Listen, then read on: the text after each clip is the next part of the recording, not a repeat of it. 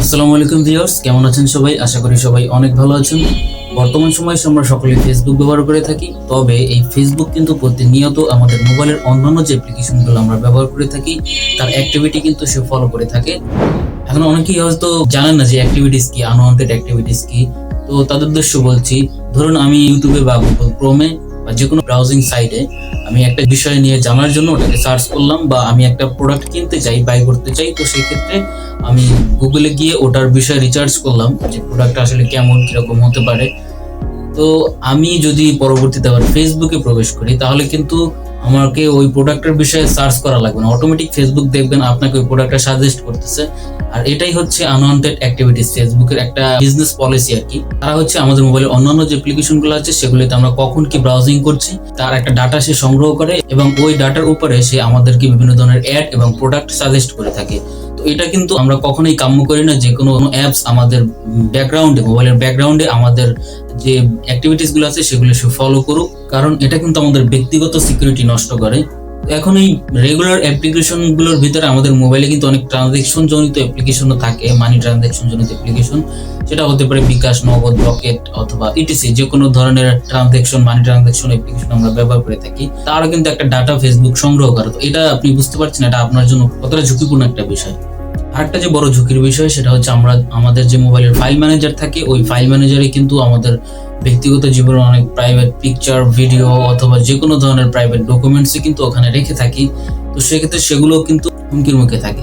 তো চলুন দেখে নেওয়া যাক এই সিকিউরিটি রিস্ক থেকে আমরা কিভাবে মুক্তি পেতে পারি পার্মানেন্টলি।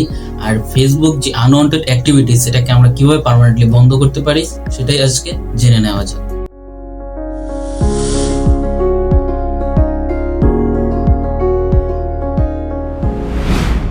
আনওয়ান্টেড অ্যাক্টিভিটি বন্ধ করার জন্য আমরা প্রথমে চলে যাব আমাদের মোবাইলের যে ফেসবুক অ্যাপ্লিকেশন থাকে, ফেসবুক অ্যাপ্লিকেশনে এখানে আসার পর আমরা যে থ্রি ডটে ক্লিক করব।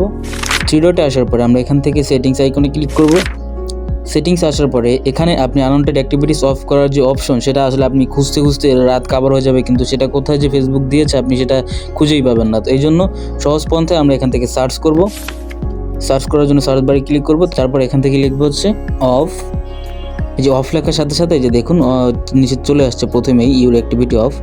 তো এখানে ক্লিক করবো। এই যে দেখুন এখানে আমি যদি এই যে দেখাই রিসেন্ট অ্যাক্টিভিটি, আমরা যদি এখানে ক্লিক করি, এখানে ক্লিক করার পরে আমার এই যে দেখুন আমি আমার মোবাইলে যে যে অ্যাপ্লিকেশনগুলো রিসেন্টলি ব্যবহার করেছি তার সমস্ত ডেটা কিন্তু সে এখানে রেখে দিয়েছে। এই যে দেখুন আপনি রিসেন্টলি না, আপনি হচ্ছে এ যাবৎ ফেসবুক মোবাইলে ইনস্টল করার পর থেকে যেই যে অ্যাপ্লিকেশনগুলো ব্যবহার করেছেন বা গুগলে যেই সব বিষয় নিয়ে সার্চ করেছেন সব ডাটা কিন্তু ফেসবুক তাদের এখানে রেখে দিয়েছে। তো আপনি বুঝতেই পারছেন এটা আপনার জন্য কতটা হার্মফুল। ক্লিয়ার প্রিভিয়াস অ্যাক্টিভিটি আমরা যদি এখানে ক্লিক করি তাহলে হচ্ছে আমাদের যেই ডেটাগুলো আছে যেগুলো ফেসবুক আগে নিয়েছে সেগুলো এখান থেকে ডিলিট হয়ে যাবে। আমরা এখানে ক্লিক করে দিলেই এই যে ক্লিয়ার ডিলিট হয়ে যাবে, ক্লিয়ার প্রিভিয়াস অ্যাক্টিভিটি। এই যে ডিলিট হয়ে গেছে অলরেডি। হ্যাঁ, পরবর্তীতে যাতে ফেসবুক আমাদের এই অ্যাক্টিভিটিগুলো আর ফলো না করে সেই জন্য আমরা এখান থেকে যে ম্যানেজ ফিউচার অ্যাক্টিভিটি এখানে যাব। এখানে আসার পরে এই যে ডিসকানেক্ট ফিউচার অ্যাক্টিভিটি এটাকে সিলেক্ট করব, তারপরে যে কন্টিনিউতে ক্লিক করব। যে ডিসকানেক্ট ফিউচার অ্যাক্টিভিটি আপনি চাইলে এখানে কিছু তাদের ম্যানুয়াল দেওয়া আছে, আপনারা চাইলে পড়ে নিতে পারেন, আমি পড়ছি না। এই জন্য ডিসকানেক্ট ফিউচার অ্যাক্টিভিটি এখানে ক্লিক করব। একটু সময় নেবে। এই যে দেখুন নিচে পপ আপ চলে আসছে ডিসকানেক্টেড। এখন কিন্তু ফেসবুক আমাদের এই যে অ্যাক্টিভিটিসগুলো সেগুলো আর কখনোই ফলো করবে না যতক্ষণ না পর্যন্ত আমরা ওখান থেকে আবার ওই সেটিংস থেকে আমাদের এই আনওয়ান্টেড অ্যাক্টিভিটি অন না করব, ততক্ষণ পর্যন্ত ফেসবুক কিন্তু আমাদের এই অ্যাক্টিভিটিগুলো আর ফলো করবে না। তো এই ছিল আজকের ভিডিও। আই হোপ ভিডিওটি খুবই উপকার আসবে আপনাদের জন্য। আপনারা অবশ্যই এই সেটিংসটা করে নেবেন। তো ধন্যবাদ সবাইকে, দেখা হচ্ছে আবার নেক্সট ভিডিওতে।